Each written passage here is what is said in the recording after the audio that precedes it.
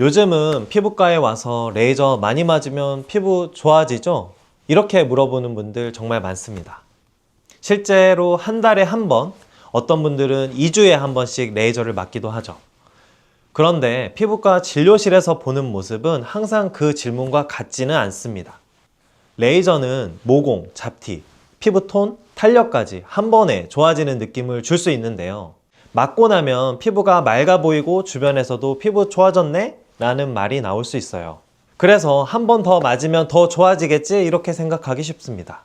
문제는 피부가 그 속도를 따라가지 못할 때인데요. 레이저를 꾸준하게 받다가 어느 순간 이런 말이 나오기 시작합니다.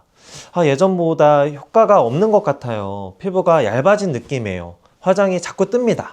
이건 기분 탓이 아니라 피부가 보내는 신호일 수 있습니다. 피부는 회복하기 전에 다시 센 자극을 받으면 점점 버티는 힘이 줄어들고 회복하는 능력이 떨어질 수 있어요.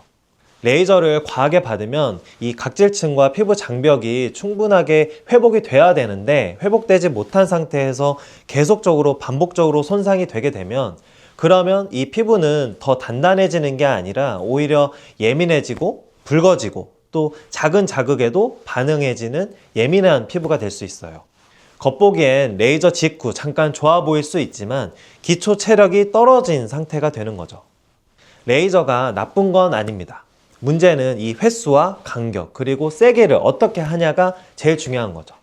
레이저는 피부에 상처를 내고 회복하면서 피부가 좋아지게 만드는 치료입니다. 회복할 시간을 충분하게 주지 않으면 피부는 좋아질 기회를 잃습니다. 그래서 레이저를 많이 받을수록 효과가 줄어드는 분들도 생겨요. 너무 과하게 받는 거죠. 피부는 자극을 많이 준다고 강해지는 구조가 아닙니다. 적절한 자극과 충분한 회복, 이 두 가지를 같이 가야 하는 거죠. 레이저는 많이 받는 치료가 아니라 잘 받아야 하는 치료입니다. 레이저 맞고 당장은 좋아 보일 수 있습니다. 하지만 피부는 기억합니다. 얼마나 자주, 얼마나 회복 없이 자극을 받았는지요. 자, 오늘 이 한 가지만은 꼭 기억하셨으면 좋겠습니다. 레이저는 많이 받는 치료가 아니라 피부가 회복할 수 있을 때 받아야 하는 치료입니다. 굉장히 중요해요. 이번 주제는 스킨 부스터 시술을 받을 때 손으로 맞을까요? 인젝터로 맞을까요? 이 질문 정말 많이 받습니다. 과거에는 손주사가 더 섬세하다고 여겨졌지만 요즘은 이 기술이 발전하면서 인젝터의 정교함이 훨씬 앞서고 있어요. 그래서 오늘은 왜 인젝터가 점점 표준이 되어가고 있는지 그 이유를 피부과 전문의로서 솔직하게 말씀드릴게요. 우선 손주사는 말 그대로 의사가 직접 손으로 주사기로 피부 속 깊이를 조절해 약물을 주입하는 방식입니다. 장점은 감각적으로 세밀한 조정이 가능하다는 점이에요. 눈가나 입가처럼 세밀한 부위에 유용하죠. 하지만 단점은 명확합니다. 시술자마다 깊이와 압력의 차이가 크고 손떨림이나 피로도에 따라 주입량이 일정하지 않다. 또 멍이나 통증, 불균일함이 생길 가능성도 있습니다.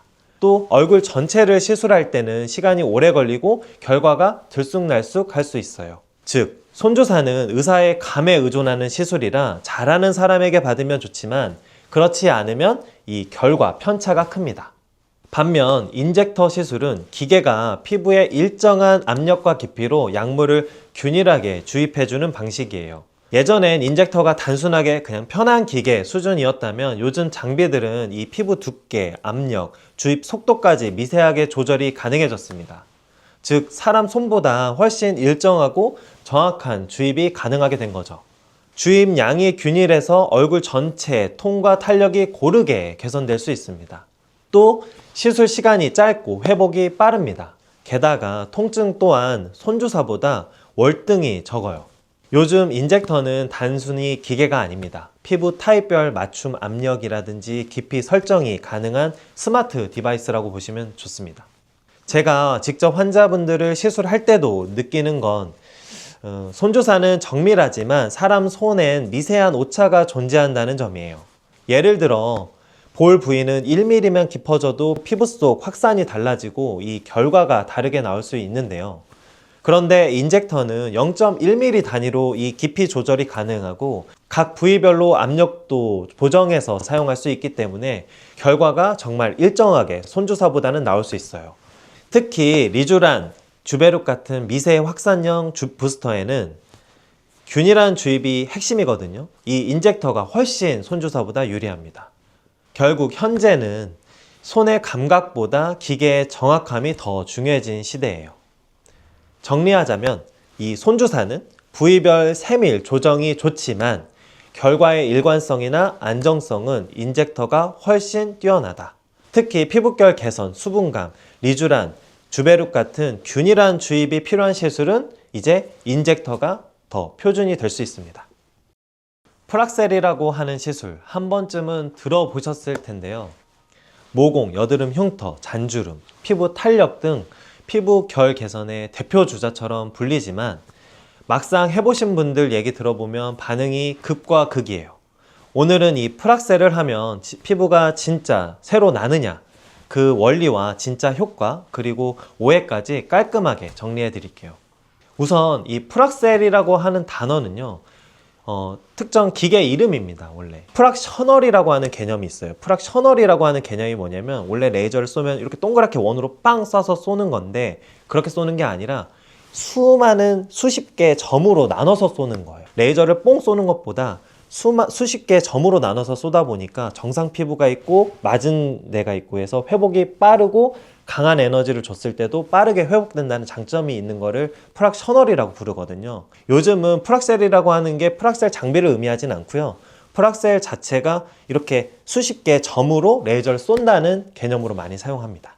즉 일부러 피부에 약간 살짝 다치게 만들어서 피부 스스로 회복하는 과정에서 새로운 콜라겐과 엘라스틴이 생기도록 유도하는 거죠. 피부엔 이 표피, 겉에, 진피, 속 두 층이 있는데요. 프락셀은 진피층까지 들어가 열 에너지를 줘서 재생을 자극합니다. 그럼 피부는 스스로 손상된 부위를 복구하자 하면서 콜라겐을 폭발적으로 생성하게 돼요. 그 결과 모공이 조여지고 잔주름이 완화되고 여드름 흉터가 점점 옅어지게 됩니다. 즉 프락셀은 피부를 깨끗하게 지우는 시술이 아니라 새살이 차오르게 만드는 시술이에요. 프락셀도 종류가 많습니다. 프락셀 리페어라고 해서 CO2를 이용한 프락셀이 있고요. 요거는 이제 깊이 들어가서 효과는 크지만 어쨌든 이 표피를 같이 지지는 치료가 될 수 있기 때문에 딱지와 붓기가 심하고 회복 기간이 필요합니다. 그리고 일반적으로 우리가 오리지널 프락셀, 프락셀 듀얼이라고 하는 거는 이 파장이 두 가지가 나오거든요. 표피와 진피를 동시에 자극하면서 회복이 빠른 버전이라고 생각하시면 좋아요. 요즘 가장 많이 하는 시술이죠. 즉 프락셀에도 강한 버전과 일상 복귀형 버전이 있습니다. 다만 프락셀을 하면 안 되는 경우도 있습니다. 피부가 너무 얇거나 예민한 분들, 피부 염증이 있거나 여드름이 진행 중인 분들은 프락셀이 오히려 더 자극이 될 수 있습니다. 왜냐하면 아까 이 프락셀이라고 하는 게 수십 개의 점으로 나눠서 레이저를 강하게 쏠 수 있기 때문에 너무 예민한 사람은 세게 하면 더 뒤집어질 수 있는 거죠. 그리고 또 너무 자주 하는 것도 금물이에요.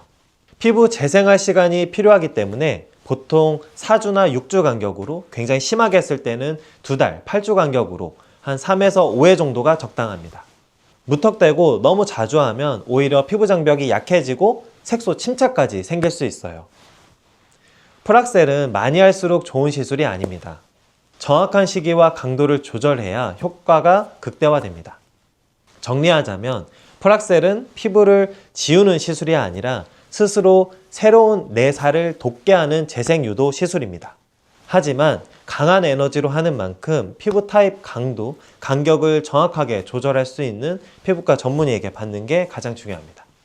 프락셀은 피부를 그냥 깎는 게 아니라 살리는, 자라나게 하는 시술이에요. 그게 바로 프락셀의 진짜 매력입니다.